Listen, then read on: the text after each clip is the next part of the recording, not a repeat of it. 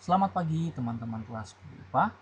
Berjumpa kembali dengan Pak Ganda di Loyola Online Class mata pelajaran Fisika. Bagaimana kabar teman-teman semua? Saya harap semua dalam keadaan sehat ya. Hari ini kita akan mempelajari tentang hukum kekekalan energi umum. Nah, apa perbedaannya dengan hukum kekekalan energi mekanik? Mari langsung saja kita simak penjelasannya.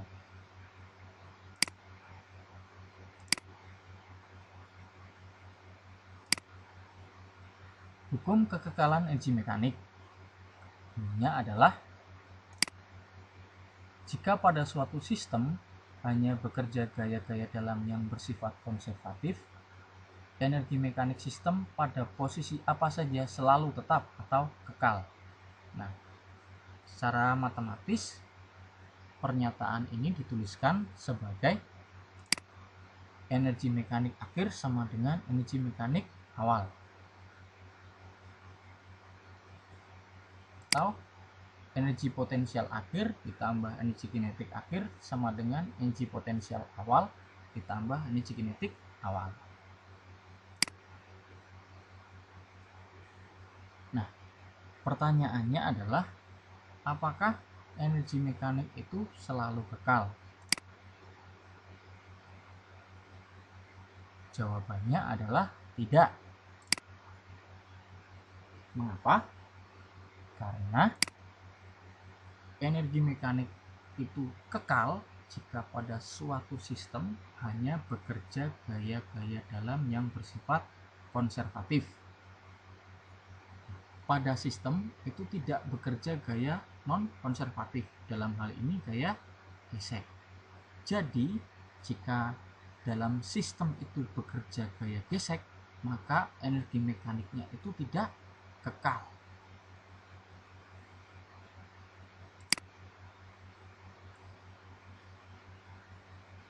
Nah, bagaimana jika dalam sistem itu bekerja gaya non-konservatif atau gaya gesek? Tadi sudah saya singgung bahwa energi mekaniknya itu tidak kekal. Terus bagaimana? Nah, untuk menjawab pertanyaan ini,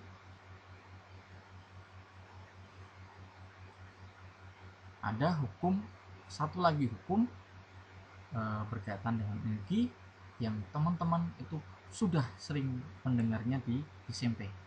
Apa itu? Yaitu hukum kekekalan energi umum.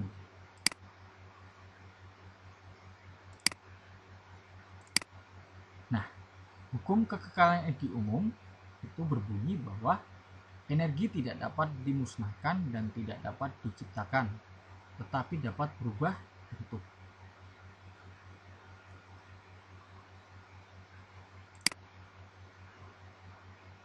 Nah, untuk kasus sistem yang ada gaya geseknya, jika sistem tidak konservatif, maka energi mekanik sistem itu tidak kekal, tetapi total energinya kekal. Maksudnya apa? Kehilangan energi mekanik berubah menjadi tenaga untuk mengatasi gesekan. Jadi ada usaha oleh gaya gesek. Nah, energi itu tidak hilang, hanya berubah bentuk menjadi energi lain, seperti energi panas atau energi bunyi. Nah, usaha oleh gaya gesek itu menimbulkan panas dan juga kadang itu menimbulkan bunyi. Jadi kalau teman-teman memperhatikan benda-benda yang bergerak pada lantai kasar atau permukaan yang kasar itu sering permukaan benda tersebut itu menjadi panas karena gaya gesek. Kemudian dalam prosesnya itu juga kadang terdengar bunyi. Nah, itu penjelasan mengapa energinya itu tidak hilang tetapi berubah bentuk menjadi bentuk energi yang lain. Nah, bagaimana penerapan teorema usaha energi pada medan gaya non-konservatif? Mari kita amati contoh yang pertama, itu benda yang bergerak pada bidang miring kasar.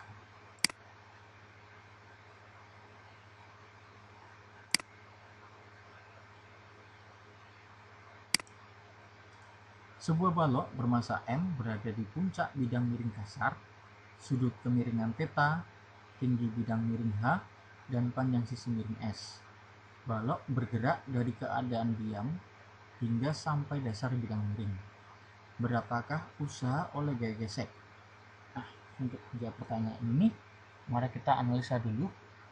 Nah, balok ini mempunyai berat ya, di bidang kasar, mempunyai berat W. Kemudian karena ini bergerak, maka di bidang kasar bergerak, berarti gaya gesek yang bekerja itu gaya gesek kinetis.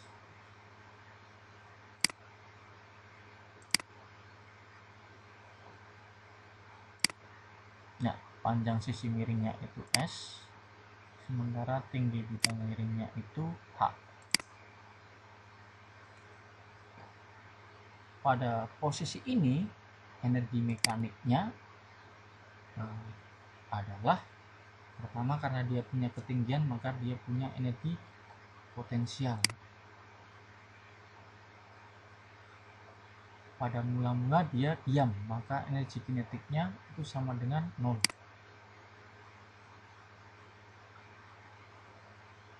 Nah, balok ini bergerak dari keadaan diam sampai ke dasar bidang miring.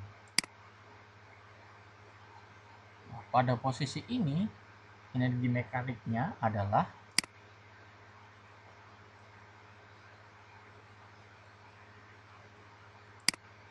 energi potensialnya 0 dan energi kinetiknya setengah mv kuadrat.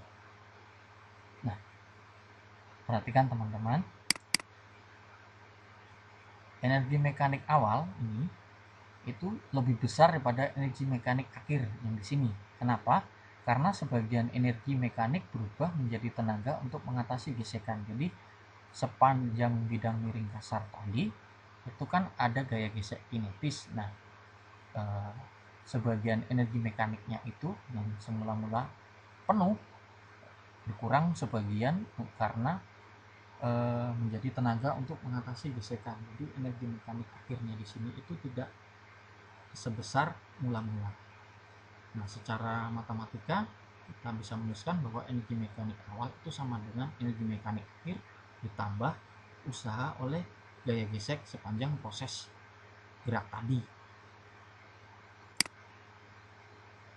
Usaha oleh gaya gesek sama dengan energi mekanik awal dikurangi energi mekanik akhir. Usaha oleh gaya gesek sama dengan energi potensial 1 ditambah energi kinetik 1, ya, tutup kurung, dikurangi dalam kurung energi potensial 2 ditambah energi kinetik 2. Nah, untuk energi potensial yang pertama, keadaan mula-mula itu nilainya MGH, sementara energi kinetiknya nilainya 0. Untuk keadaan akhir, energi potensialnya itu 0 dan energi kinetiknya itu setengah mv kuadrat. Maka besarnya usaha oleh gaya gesek sama dengan MGH dikurangi setengah mv kuadrat. Ya, dipahami ya. Sekarang untuk teorema usaha energi pada medan gaya non-konservatif untuk kasus yang kedua.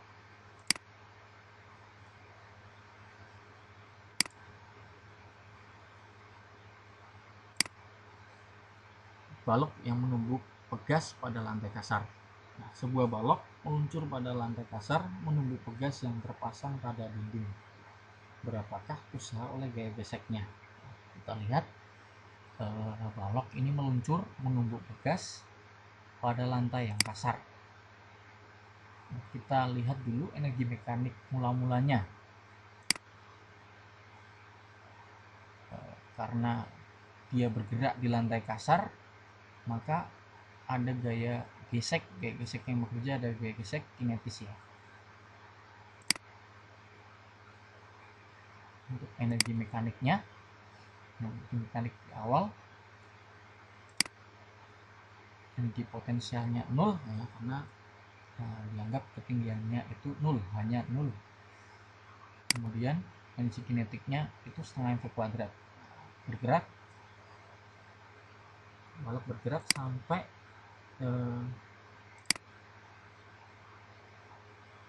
menekan pegas itu sejauh delta x. Nah, gaya geseknya bekerja itu sepanjang delta x ini ya, jadi bergerak dari awal sampai sini.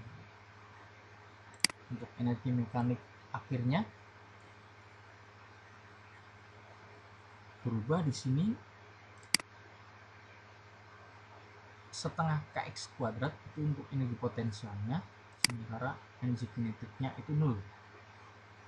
Perhatikan bahwa energi mekanik awal itu lebih besar daripada energi mekanik akhir, karena sebagian energi mekanik berubah menjadi tenaga untuk mengatasi gesekan. Dalam hal ini ada usaha oleh gaya gesek tadi.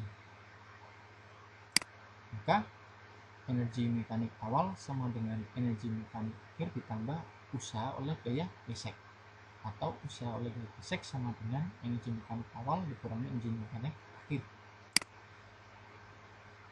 Untuk yang pertama, energi potensial yang pertama itu nilainya 0, sementara energi kinetik yang pertama itu setengah mv kuadrat dikurangi. Untuk energi potensial yang kedua itu nilainya setengah kx kuadrat. Energi kinetik yang kedua itu 0 karena balok ini sesaat itu terdiam, kemudian nanti akan terdorong oleh pegas. Maka usaha oleh gaya gesek itu nilainya sama dengan setengah mv kuadrat dikurangi setengah kx kuadrat.